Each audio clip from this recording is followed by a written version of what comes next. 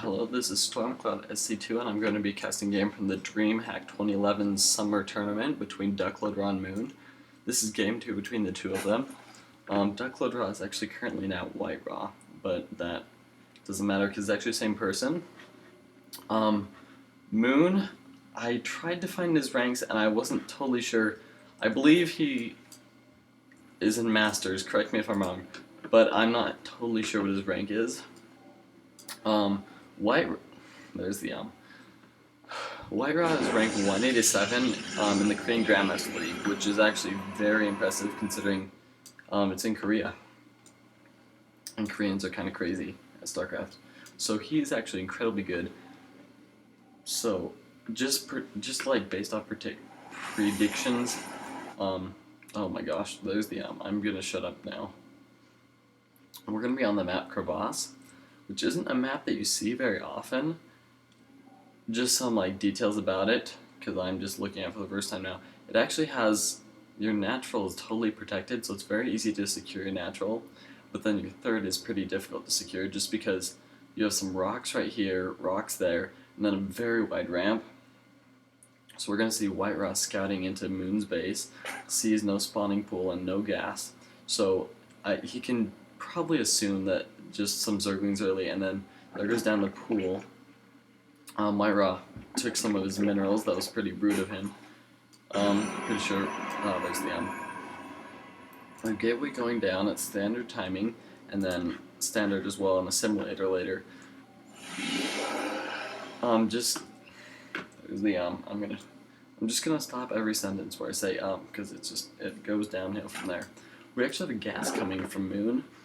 Generally Zerg players just get this gas so that they can get metabolic boost, and then they take some workers off it, or even keep them on for later with the roaches. Yeah, I don't think it'll play a significant role in this game because generally Zerg players just get the metabolic boost just for their Zerglings. So with that standard, we're going to be seeing a Cybernetics right now. Up there, actually. That makes sense because he's walling off. You always want to wall off against a Zerg player because, again, those Zergling run-bys you just need to be careful of.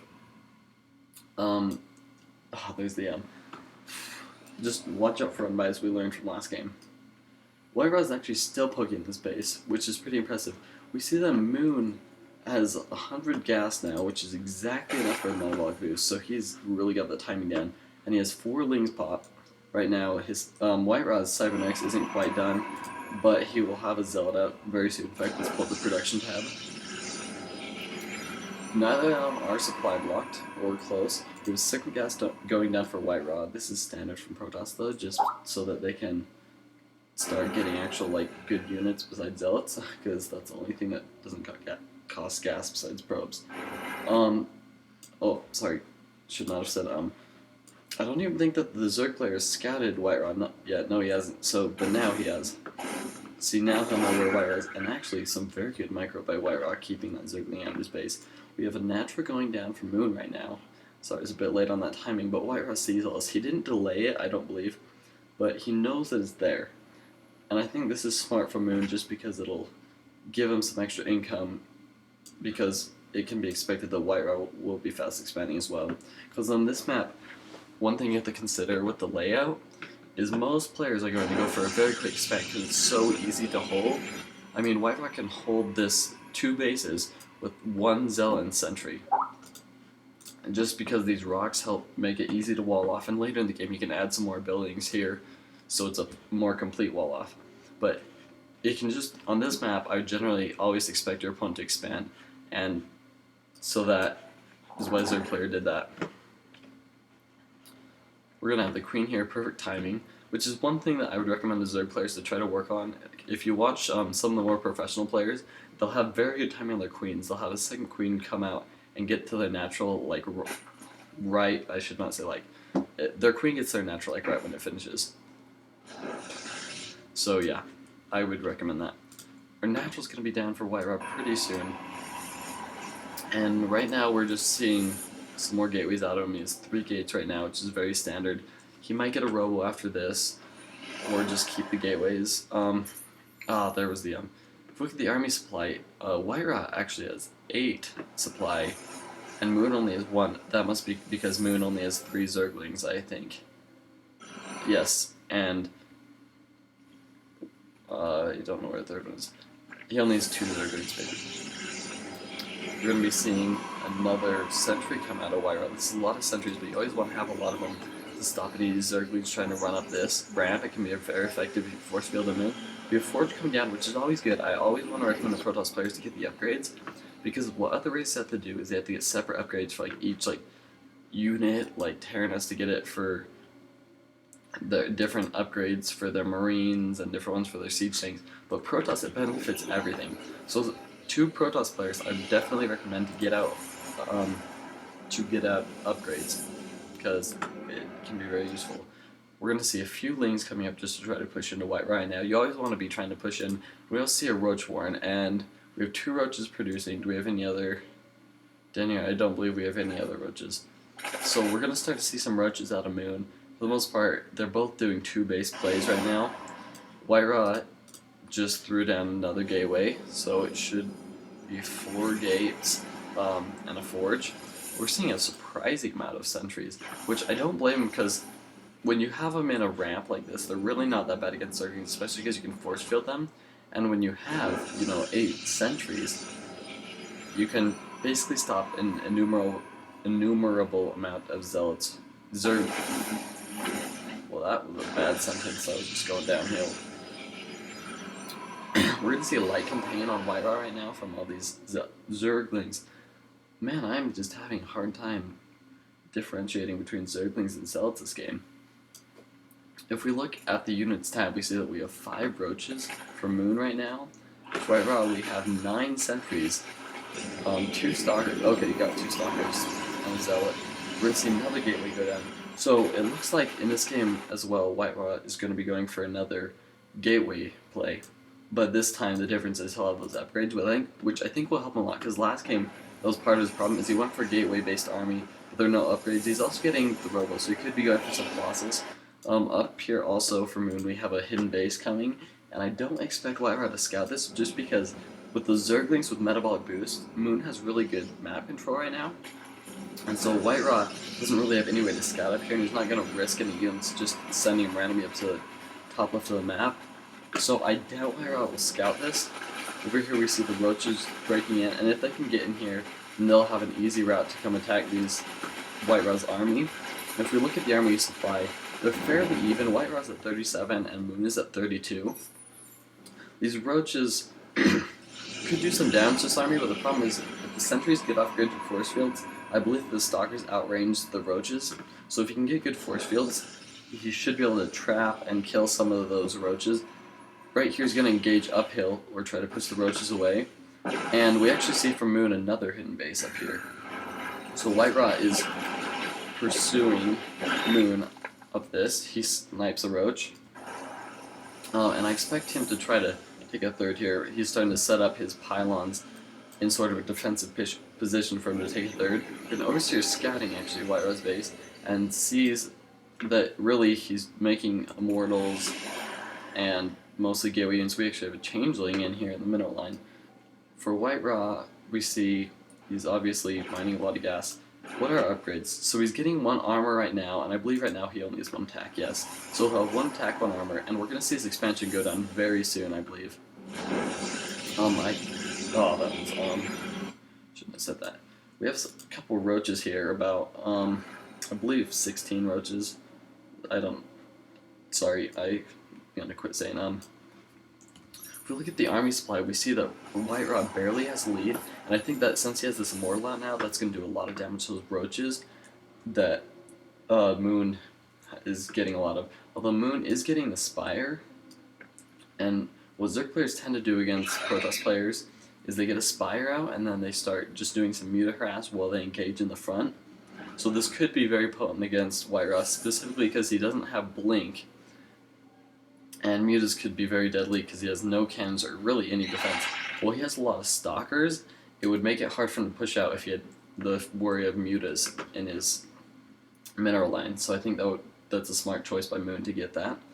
Also, we have a Nidus network coming.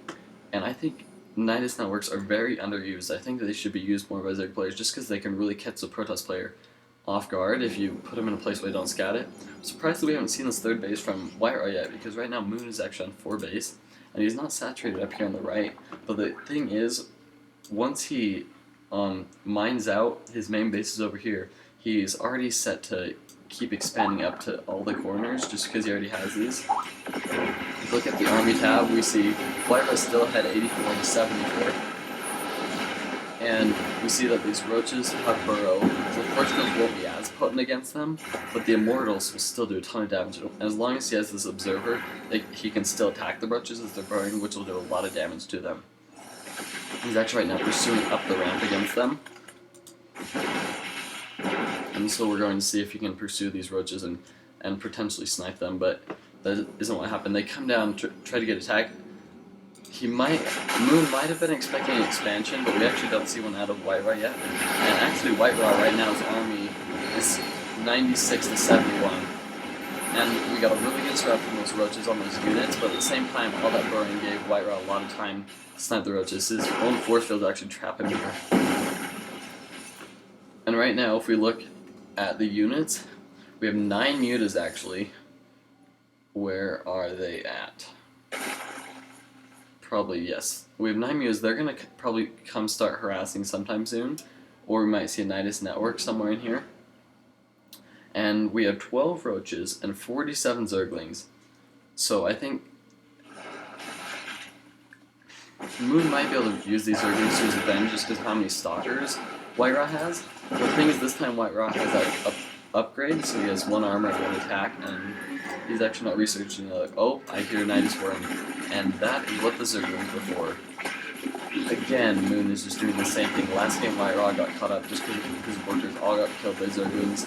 And in the game, though we didn't get a run by, this game Moon used the Nidus network to pull off the same effect. Over White Raw, White Raw is going for an all-in in this push, because he realizes after this after this Nidus into his base, there's really not much he can do to hold it off without any zerglings and no army. So now he's just going to be pushing in with full force into Moon's main base, because he really doesn't have any defense. These mutas aren't doing too much damage now just because the stalkers can snipe them, and I don't believe we have any mutas over here. Oh yes, they're just helping attack with the roaches. We actually have some probes up here microing. If we look at the units killed, we see that actually White Raw's killed far more than Moon. If we look at the army supply, we see White Raw is actually far ahead, although Moon has a lot more workers, just because he has these bases up here and here. And so what's the problem with this base trade situation is that even if Moon gets all these bases, White Raw has nothing to fall back on, whereas if White Raw kills all these, he still has to kill both sides and deal with this army down here. And while the army for White Raw is bigger and can probably take it out, the problem is that he won't have any base to fall back on, whereas Moon has all 3 other corners of the map. So White Raw over here has killed everything. Oh, still an assimilator and a spire and a roach worm, but those will die on their own, except for the assimilator because of the lack of creep.